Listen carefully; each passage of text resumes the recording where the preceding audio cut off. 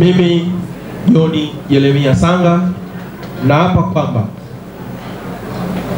nitaitumikia halmashauri ya manispaa ya Ubungo kwa wadhifa wangu wa udiwani, na kwamba nitahifadhi, nitalinda na kuitetea katiba ya Jamhuri ya Muungano wa Tanzania, sheria za Tanzania, maadili ya madiwani na kanuni za kudumu za halmashauri ya manispaa kama zilivyowekwa kwa mujibu wa sheria, na kwamba nitatumikia halmashauri ya manispaa ya Ubungo kwa uaminifu, kwa uwezo na kwa moyo wangu wote.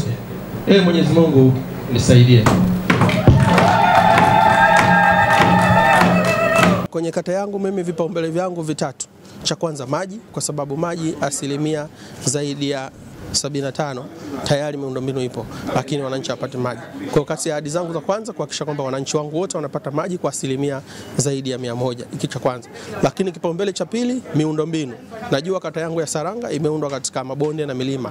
Maana yake miundombinu yake kuna vivuko ndani yake, kuna barabara nyingi ni mbovu. Kwa hiyo hiki ni kipaumbele changu namba 2, kuhakikisha nakwenda kuwasemea wananchi wanakwenda kupata barabara, hususan kwenye swala la miundombinu ikarekebishwa. Lakini kipaumbele namba 3, soko. Wananchi wangu wamekuwa wakipiga kelele. Unajua kata ya Saranga na takriban wananchi 145,000. Kwa hiyo hawa wote hawana soko wala hawana sehemu ya kupata mahitaji yao.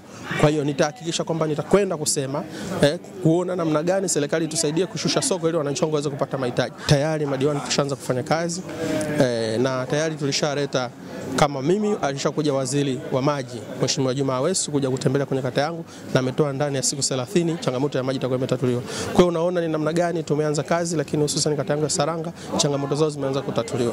Kwa hiyo nishukuru sana serikali kwa namna inavyotusupport kuhakikisha kwamba sisi ambao tumeteuliwa kwa ajili ya kwenda kusimamia haki, kwa ajili ya kwenda kuwasemea wananchi kwamba kero zao zimeanza kutatuliwa. Lakini ukiacha hiyo, zipo changamoto zingine, kwa mfano kama upande wa afya, lakini pia kuna changamoto zingine upande wa ardhi, kuna changamoto zingine upande wa ulinzi shirikishi, na changamoto zingine kadha wa kadha. Sasa hizi zingine nitahakikisha kwamba nitaisimamia vizuri ODC yangu ya kata kwa kuzungumza na wenye viti wangu, kuhakikisha kwamba tunashuka chini kwa wananchi kwenda kuchukua kero na kuzitatua.